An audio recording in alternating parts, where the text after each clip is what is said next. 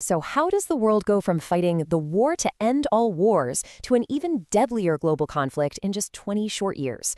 Well, it wasn't one single thing. It was a devastating chain reaction.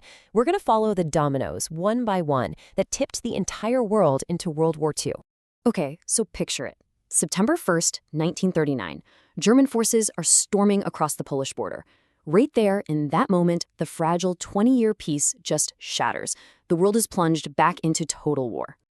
But here's the thing. This invasion wasn't some sudden spark out of nowhere. It was the final heavy impact at the end of a long, tragic story. To really get how it all went so wrong, so fast, we have to go back and look at the dominoes that were set up long before that day. Yeah, there's no simple answer here. Instead, what you have is this cascade of political blunders, economic disasters, and unchecked aggression. It's like a line of dominoes, right? Each one knocking over the next, until that final one falls and sends the entire world tumbling into war. So let's trace it all the way back to the very first domino, that flawed, incredibly fragile piece that was created right after World War I. So the war ends and it leaves this huge vacuum. In Germany, the brand new Weimar Republic is super fragile, and it's haunted by this poisonous myth that the army was never actually defeated, that it was betrayed by its own politicians, a stab in the back. It was a powerful lie. Now, the Treaty of Versailles didn't just punish Germany, it completely redrew the map of Europe. New countries like Czechoslovakia were carved out, leaving millions of ethnic Germans as minorities in foreign lands. That's a ticking time bomb right there.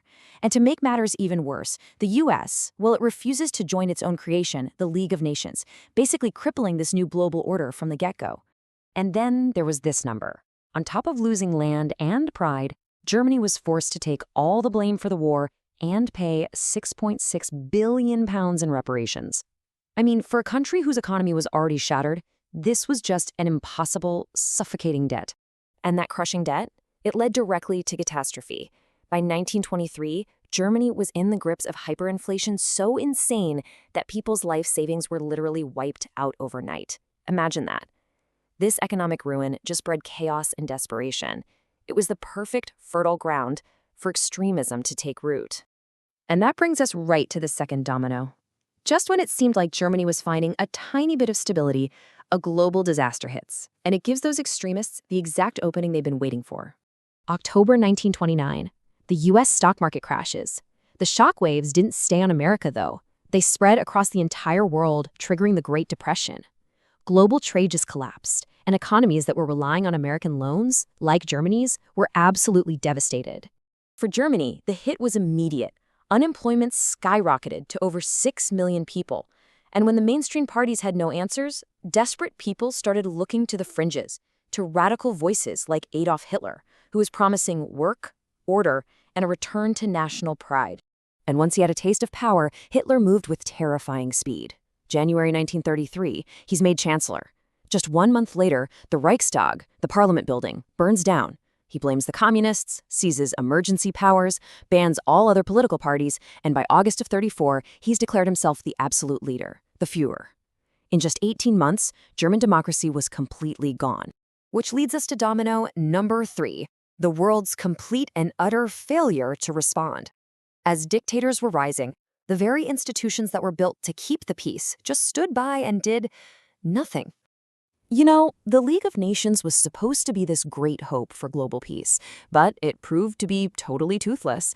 In 1931, Japan invades Manchuria. The League condemns it, sure, but they have no army to actually stop them. Then, in 1935, Mussolini's Italy invades Ethiopia, even using chemical weapons. And again, the League could only watch, totally powerless. And the response from the aggressors? Well, when the League condemned Japan's invasion, their delegate basically just delivered this blunt statement and then literally just walked out. The message to the world could not have been clearer. There are no consequences for aggression. So you're probably asking, where were Britain and France in all this? Well, you have to remember, both nations were deeply scarred by the losses of World War I, and both were economically crippled by the Great Depression. They didn't have the money, the military, or, most importantly, the political will to get into another fight. To them, doing nothing seemed a whole lot safer than risking another war. This policy of just looking the other way had devastating consequences. Which brings us to the next domino. The Spanish Civil War became a terrifying dress rehearsal for the global conflict that was just around the corner. From 1936 to 1939, Spain was just torn apart. But this wasn't just a civil war. It became a proxy war for the future of Europe. You had General Franco's nationalists being armed and supported by Nazi Germany and Fascist Italy. On the other side, the elected Republican government was getting help from the Soviet Union and foreign volunteers. And for Hitler, Spain was an absolutely invaluable testing ground. He sent his brand new air force, the Luftwaffe, to practice horrifying tactics like the bombing of civilians, most famously at Guernica. He also tested out his fast-moving Panzer tank divisions. Spain is where the blueprint for Blitzkrieg was perfected, and it gave Germany a lethal advantage. And now we get to the final sequence of dominoes. Hitler is feeling emboldened by the world's inaction. He's got a newly battle-tested military, and he begins his final aggressive push. Hitler starts to test the resolve of Britain and France, just to see what he can get away with. In 1936, he marches troops into their Rhineland, a direct violation of the Versailles Treaty. The world does nothing. In 1938, he annexes Austria. Again, nothing. Then he sets his sights on the Sudetenland, that German-speaking part of Czechoslovakia, basically exploiting the exact flaws of the post-war peace deal. Desperate to avoid another war, the British Prime Minister, Neville Chamberlain, actually flies to Germany to meet with Hitler. And in what becomes the ultimate act of appeasement, Britain and France agree to just give Hitler the Sudetenland. All he has to do is promise he won't make any more territorial demands. Chamberlain flies back to Britain, a hero, waving a piece of paper and declaring he has secured peace for our time. That peace? It lasted exactly 6 months. In March 1939, Hitler's troops marched into the rest of Czechoslovakia, completely breaking his promise and, for the first time, seizing non-German territory. Appeasement hadn't just failed, it had failed catastrophically. And in Hitler's mind, the West was weak and absolutely nothing could stop him now.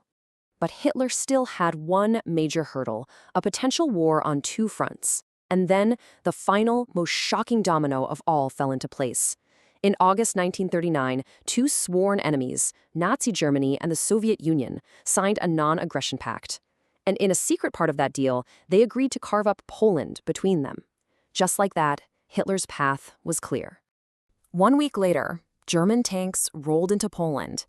From a flawed peace to a global depression, from unchecked aggression to failed appeasement, all the dominoes had fallen. And so the question we're left with is this. Was there any single point where this chain reaction could have been stopped? Or was a Second World War, by this point, tragically inevitable?